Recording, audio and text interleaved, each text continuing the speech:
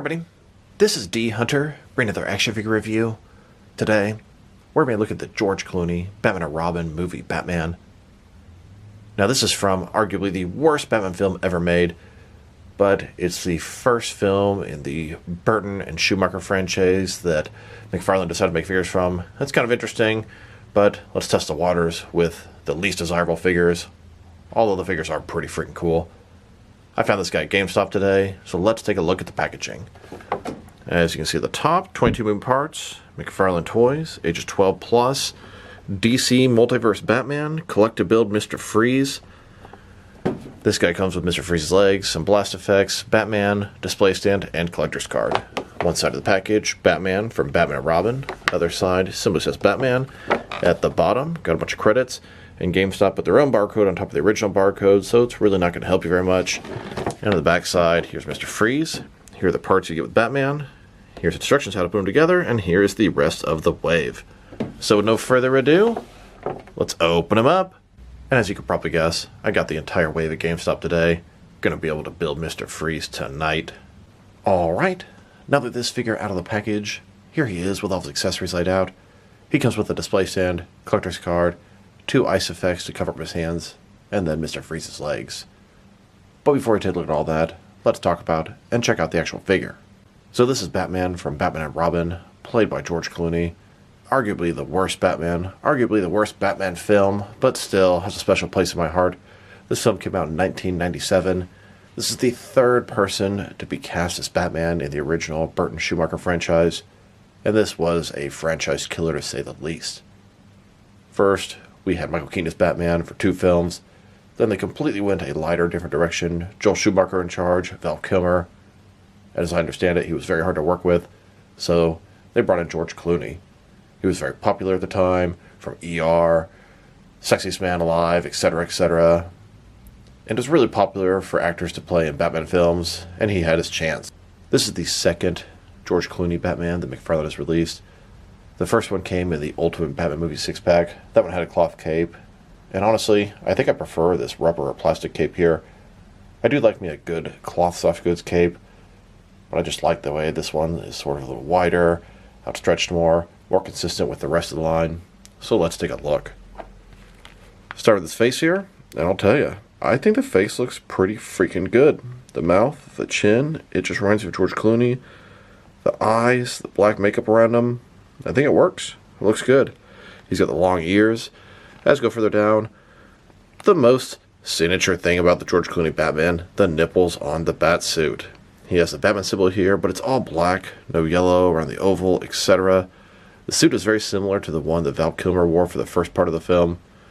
As we go further down, the sculpting is pretty good. You can see the armor, the abs. I believe that Joel Schumacher said he wanted to make them look sort of like Greek gods, give them nipples, give them very defined bodies. He has 2 fists, which I find disappointing. Yes, Batman having fists is very appropriate, but I really wish he had some gripping hands so he could hold something. Maybe hold the accessories that he doesn't come with. You see the bat symbol on his belt. Double jointed elbows, double jointed knees.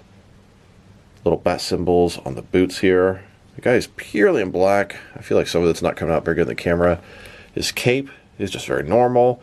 It's rubbery, a lot of give to it, a lot of movement.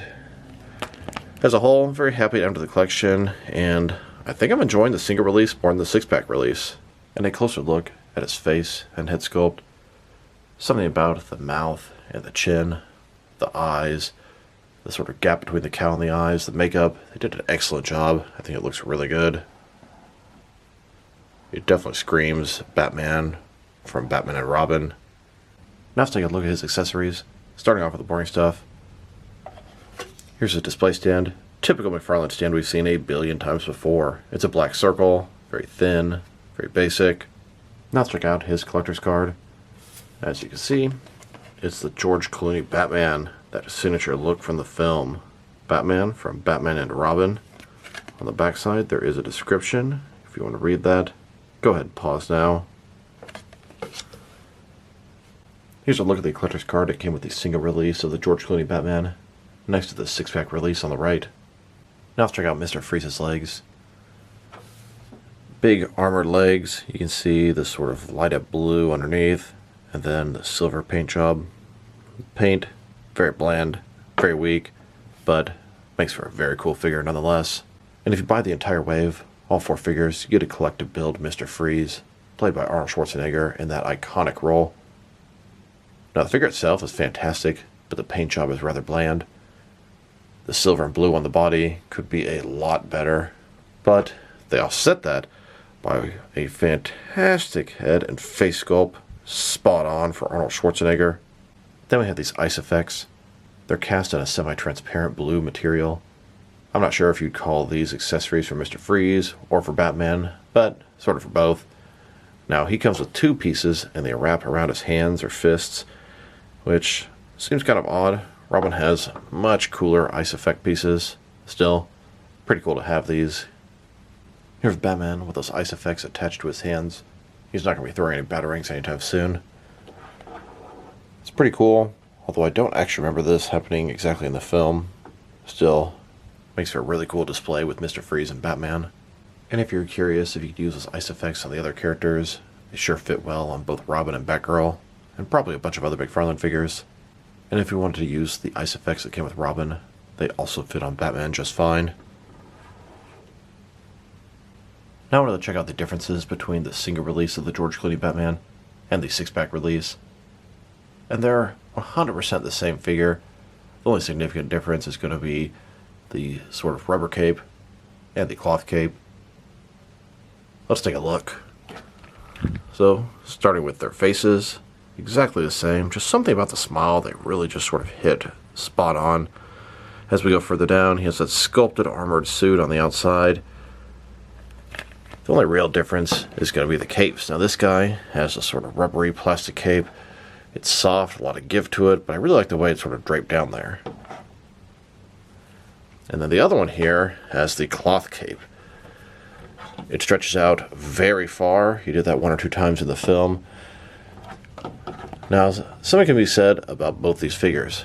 Now, I do like me a good cloth soft goods cape, but I think I almost prefer the plasticky cape on this guy. It's a big toss-up here. The plasticky cape is a little more consistent with the rest of the McFarlane DC Multiverse collection. And the cloth cape, I don't know, just the way it sort of connects here, you can see the connection to the cape, and it's not connected to anything.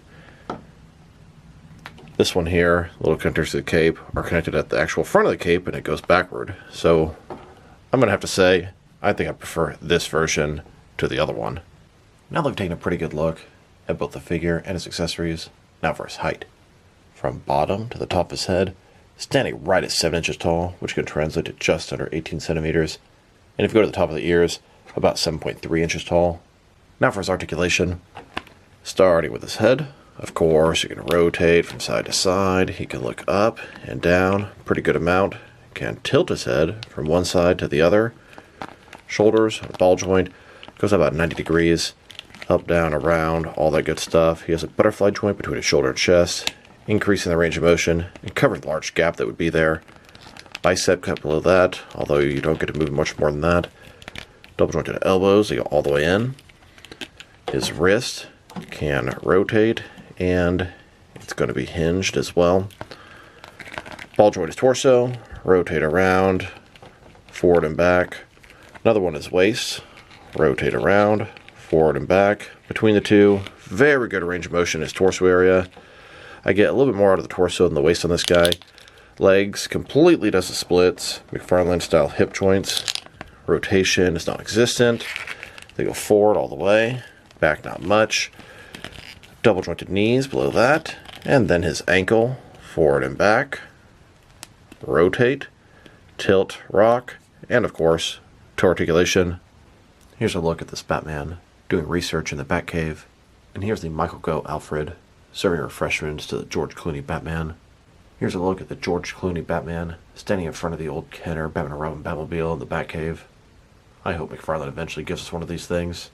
Here's a look at Batman, Robin, and Batgirl attacking Mr. Freeze in his ice lair. Mr. Freeze is going to defend his wife no matter what the cost. He freezes our heroes. And here's Batman and Robin attacking Poison Ivy in her plant lair.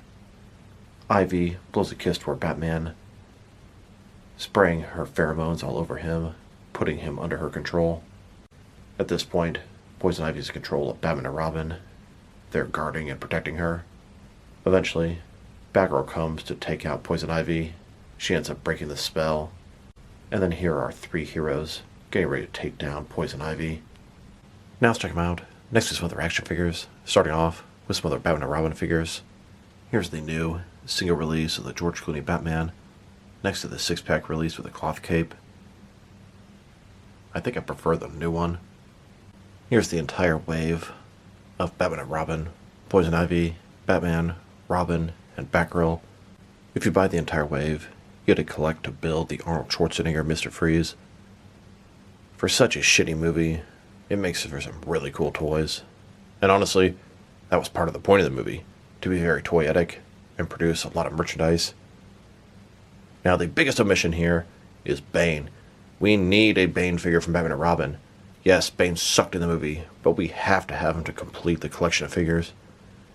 Now, personally, I would love to see Batman in his sort of sonar ice suit at the end.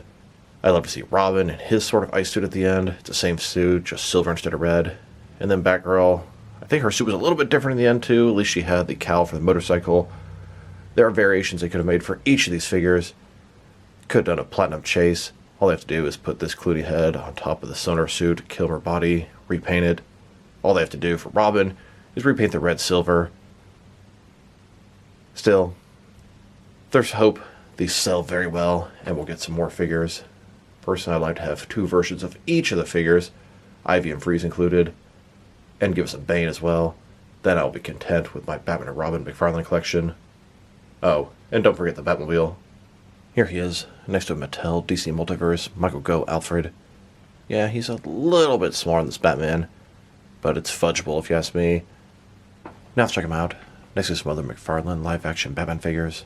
Here he is, next to the 1989 Michael Keaton Batman. And here he is, next to the Val Kilmer Batman Forever Batman. This is him in his sonar suit from the end of the film. The sonar suit is very similar to the end suit that George Clooney wore.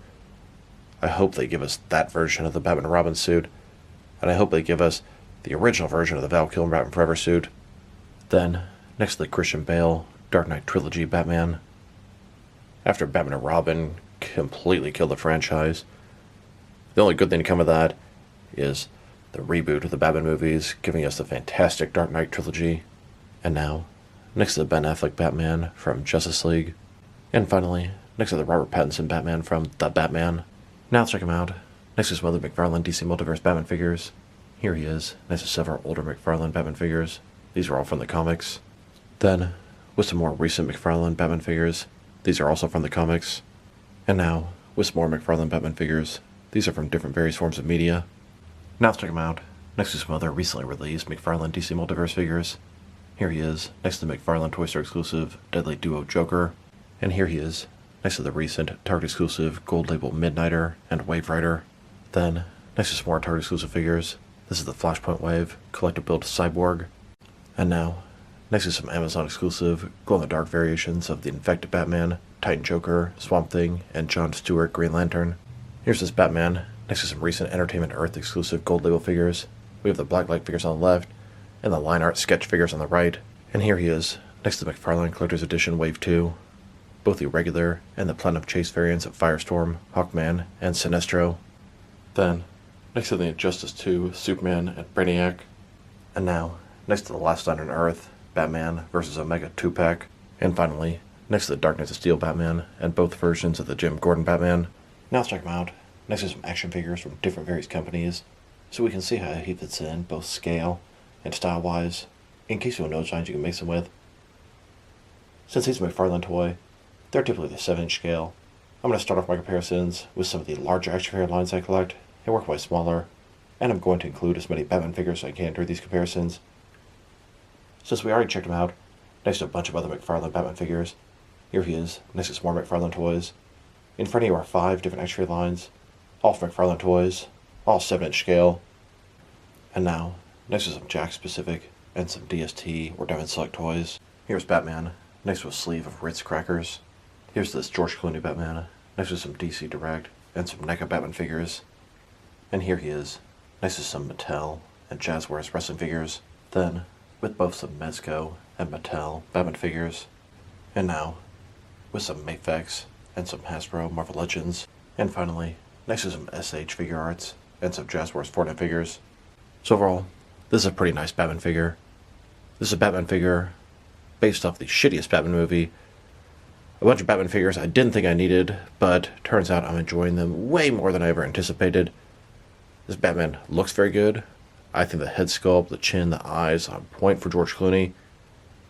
I think his accessories, ice effects are cool, but I wish he came with a Batarang or Bat Grapnel, something like that.